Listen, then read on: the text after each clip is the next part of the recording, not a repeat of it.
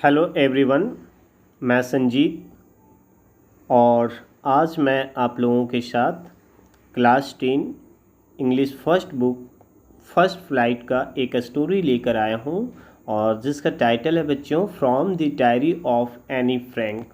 Okay, इस story को begin करने के पहले बच्चों मैं आप लोगों के साथ कुछ बातें करना चाहता हूँ कि बेशक किसी भी स्टूडेंट्स के लिए मैथ्स साइंस पढ़ना बहुत ही ज़रूरी होता है, लेकिन मैथ्स और साइंस के साथ साथ आप सभी के लिए इंग्लिश सोशल साइंस सब्जेक्ट्स भी काफ़ी मायने रखते हैं, क्योंकि बच्चों रिज़ल्ट में न केवल मैथ्स और साइंस का ही मार्क्स ऐड किया जाता है बल्कि आपका इंग्लिश और सोशल साइंस का भी मार्क्स मिलकर ही आपका फाइनल रिज़ल्ट बनता है। इसलिए यदि रिज़ल्ट के व्यू से देखा जाए बच्चों, है ना, तो आपका मैथ साइंस जितना आपके लिए मायने रखता है उतना ही आपके लिए वो हिंदी हो चाहे इंग्लिश हो या सोशल साइंस के सारे पेपर भी उतना ही महत्व रखते हैं। इसी उद्देश्य से मैं आप लोगों के लिए ये वीडियो लेकर आया हूँ और यदि बच्चों आप लोगों को ये वीडियो पसंद आता हो तो आप लोग बिल्कुल हमारे वीडियो से जुड़ने के लिए हमारे सब्सक्राइब बटन को दबाएंगे, ठीक है। साथ ही साथ हमारे आप चैनल यूट्यूब चैनल से जुड़ सकते हैं और किसी भी प्रकार से आप मेरे से व्हाट्सएप नंबर से भी जुड़ सकते हैं और किसी भी प्रकार का आप हेल्प लेकर अपनी पढ़ाई को और भी बेहतर कर सकते हैं, ठीक है बच्चों। तो आइए अब हम लोग from the diary of Anne Frank story को बिगिन करते हैं। सबसे पहले बिफोर यू रीड आप लोगों के सामने स्क्रीन पे दिख रहा होगा, यहाँ पे मैं थोड़ा सा ब्रीफ कर देना चाहूँगा कि ये जो स्टोरी है बच्चों, ये एनी फ्रैंक नाम की एक जर्मन लड़की की कहानी है, स्टोरी है ना। एक्चुअली में ये स्टोरी सेकेंड वर्ल्ड वार के दौर की स्टोरी है। आप लोग क्लास 9 के हिस्ट्री में आप नाजिज्म के बारे में पढ़े होंगे, यानी नाजीवाद के बारे में पढ़े होंगे। हिटलर से आप लोग रूबरू हुए होंगे, हिटलर के बारे में बहुत सारी चीज़ों को आप लोगों ने जाना होगा क्लास 9 के हिस्ट्री में, है ना। तो आप यदि क्लास 9 के हिस्ट्री को पढ़े होंगे तो आपको पता होगा कि जब सत्ता में आपका हिटलर जर्मनी में आ जाता है तो किस प्रकार से वहाँ पे जीव जो आपका यहूदी जाति के लोग होते हैं उन लोगों के ऊपर किस प्रकार से वे अत्याचार करते हैं, उनके ऊपर बर्बरता दिखलाते हैं, है ना। उसके बहुत सारे पॉलिटिकल रीजन रहते हैं, उसके बारे में मैं यहाँ पे डिस्कशन नहीं करने जा रहा हूँ, लेकिन मैं आपको जस्ट रिमाइंड करा देना चाह रहा हूँ बच्चों कि जब हिटलर का दौर रहता है जर्मनी में तो वह ज्यूइश लोगों के ऊपर, यहूदियों के ऊपर काफ़ी अत्याचार करता है ना। और इसी वजह से बहुत सारे यहूदी लोग जो रहते हैं वो या तो जर्मन छोड़ के चले जाते हैं या फिर वे हिटलर के द्वारा बनाए गए कंसंट्रेशन कैंपों में मार दिए जाते हैं, है ना। तो ये जो लड़की है एनी फ्रैंक, है ना, ये भी एक ज्यूइश गर्ल है, यानी कि एक यहूदी लड़की है और ये अपने पूरे फैमिली से, है ना, नाजियों के डर से ये आपका नीदरलैंड में हाइड रहती है, यानी कि छिपी हुई रहती है। और किस प्रकार से उसका परिवार जो है वो during this second world war के दौरान या फिर आप कह सकते हो कि हिटलर के दौर में किस तरह से उसका पूरा परिवार सफ़र करता है। और इन्हीं सारी चीज़ों के बीच में ये जो मासूम एक 12 इयर्स की जो लड़की है वो अपने डायरी में अपने दर्द को, अपने तकलीफ़ के, अपने फीलिंग्स को बयां करती है और उसी का ये एक समरी यहाँ पे एक अकाउंट दिया गया है बच्चों, ठीक है। उसी के बारे में आज हम लोग डिस्कशन करेंगे, ठीक है। आइए अब हम लोग स्टोरी को थोड़ा सा बिगिन करते हैं। बिफोर यू रीड में इन सारी चीज़ों को दिया गया है, ठीक है। और ये उसका उसका जो डायरी है बच्चों, ये आगे चल के इतना पॉपुलर होता है कि इसके ऊपर बहुत सारे ड्रामास, मूवीज़ भी बहुत सारी चीज़ें क्रिएट की गई है, यानी कि ये काफ़ी पॉपुलर हो जाता है। ये सारी चीज़ें आप बिफोर यू रीड में पढ़ के समझ सकते हो, ठीक है। आइए अब हम लोग स्टोरी में चलते हैं। आप लोग यहाँ देख पा रहे होंगे कि writing in a diary is really a strange experience for someone like me. Anne Frank जो है वो कहना चाहती है कि डायरी में लिखना मेरी जैसे लड़की के लिए वाकई में जो है वो कैसा अनुभव है, एक स्ट्रेंज एक्सपीरियंस है, अजीब अनुभव है। Not only because I have never written anything before, ऐसा इसलिए नहीं है बच्चों कि इसके पहले मैं कुछ भी नहीं लिखी हूँ, है ना, but also because it seems to me that later on neither I nor anyone else will be interested in the musings of a 13 year old school girl. आगे ये कहना चाहती है कि ऐसा नहीं है कि डायरी लिखना जो है वो एक स्ट्रेंज एक्सपीरियंस है। ये आपका यहाँ से NCERT बुक में एक क्वेश्चन भी है, ठीक है। बल्कि वो कहना चाहती है कि not only because I have never written anything before, ऐसा नहीं है कि मैं इसके पहले कभी कुछ नहीं लिखी हूँ, बट ऑल्सो बिकॉज, साथ ही साथ इस वजह से कि इट सीम्स टू मी, ऐसा मुझे प्रतीत होता है, दैट लेटर ऑन, कि बाद में, neither I nor any one, न मैं और न कोई और जो है वो इंटरेस्टेड होगा किस चीज़ में, इन the musings of a 13 year old school girl, कि 13 साल की एक स्कूल गोअर गर्ल की स्टोरी में कोई भी दिलचस्पी नहीं लेगा। ओके, ऐसा उस लड़की का फीलिंग रहता है कि ना मैं ही खुद और ना कोई और जो है वो मेरे स्टोरी में दिलचस्पी लेगा, ठीक है। ओ वेल, कुछ भी हो, इट डजेंट मैटर, ये मायने नहीं रखता है ना। I feel like writing and I have an even greater need to get all kinds of things off my chest. फिर भी वो कहती है कि चाहे जो कुछ भी हो, कोई इंटरेस्ट ले या ना ले, लेकिन ये सारी बातें मेरे को कोई मायने नहीं रखता है मेरे लिए। आई फील लाइक राइटिंग, मुझे बस लिखने का मन कर रहा है, and I have an even greater need to get all kinds of things off my chest, और मेरे लिए आवश्यक है कि मेरे दिल पे, मेरे हृदय में जो कुछ भी बोझ है, जो कुछ भी बातें हैं, मैं उन सभी चीज़ों को इन पेपर पे क्या कर दूं, उकेर कर रख दूं, इन पेपर पे लिख दूं अपने। अब बिल्कुल सही बात है कि जब हमारे मन में, हमारे हृदय में कोई बातें हैं, यदि हम उसको किसी से शेयर कर लेते हैं तो हमारा मन का बोझ जो है वो कहीं ना कहीं वो हल्का हो जाता है। और ये लड़की जो है एनी फ्रैंक अपनी बातों को किसके साथ शेयर करना चाह रही है, तो अपनी डायरी के साथ, है ना।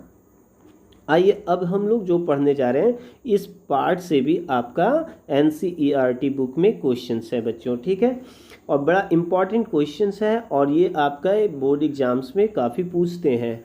कह रहा है ना कि paper has more patience than people, यही क्वेश्चन है कि paper has more patience than people, कि पेपर में इंसान से जो है वो ज़्यादा पैशंस होता है।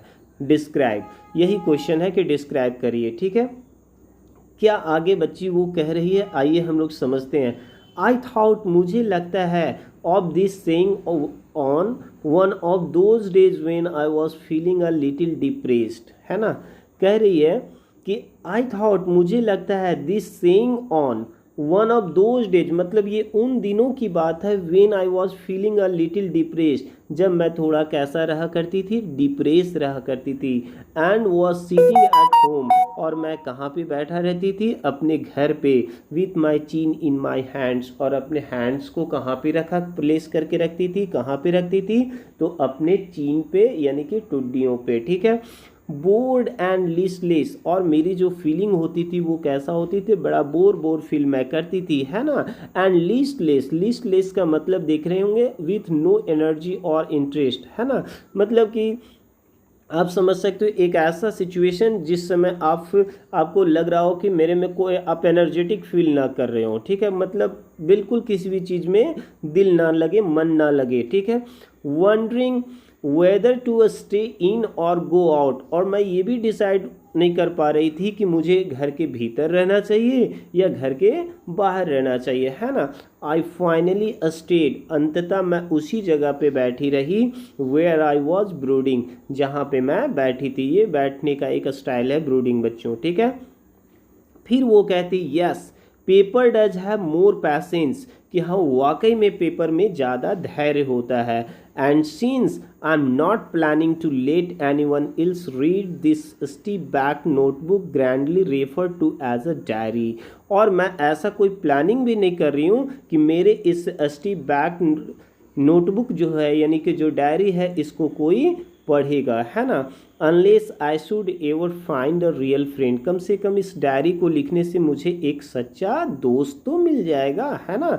It probably want make a bit of difference, और शायद इस डायरी को लिखने से भी मेरे जीवन में कोई डिफरेंसेस ना आए। ओके, जस्ट अ मिनट बच्चों। Now I am back to the point, अब मैं वापस पॉइंट पे आती हूँ। That prompted me to keep a diary in the first place. आइए अब मैं बतलाता हूँ कि वो चीज़, वह वजह जिसकी वजह से मैं डायरी लिखने के लिए क्या हुई, प्रॉम्प्टेड हुई, मतलब कि मैं प्रेरित हुई, है ना। I don't have a friend, actually में क्या होता है कि एनी फ्रेंड का कोई फ्रेंड नहीं रहती है ना, और इसी वजह से अपनी वो बातों को किसी के साथ शेयर नहीं कर पाती है, और फाइनली वो डिसाइड करती है कि वो अपनी मन की बातों को किसके साथ साझा करेगी, तो अपने डायरी के साथ, है ना। आइए let me put it more clearly, आइए अब मैं थोड़ा सा और भी आप लोगों को स्पष्टता बतला दूं, है ना। Since no one will believe, ऐसा कोई बिलीव नहीं करेगा, that a 13 year old girl is completely alone in the world, कि एक 13 साल की लड़की जो है वो पूरी इस दुनिया में क्या है, अकेली है। एंड आई एम नॉट, लेकिन मैं पूरी तरह से अकेली नहीं हूँ। देखिए दो बातें यहाँ पे कह रही है कि वो कहती है कि मैं, कोई इस बात पे बिलीव नहीं करेगा कि एक 13 ईयर ओल्ड लड़की जो है वो पूरी तरह से इस दुनिया में अकेली है। फिर वो कहती है एंड आई एम नॉट, लेकिन ऐसा बिल्कुल भी नहीं है।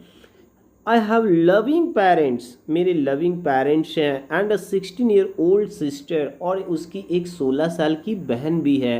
And there are about 30 people I can call friends, और लगभग ऐसे 30 लोग हैं जिनको मैं फ्रेंड्स कह सकती हूँ, ठीक है।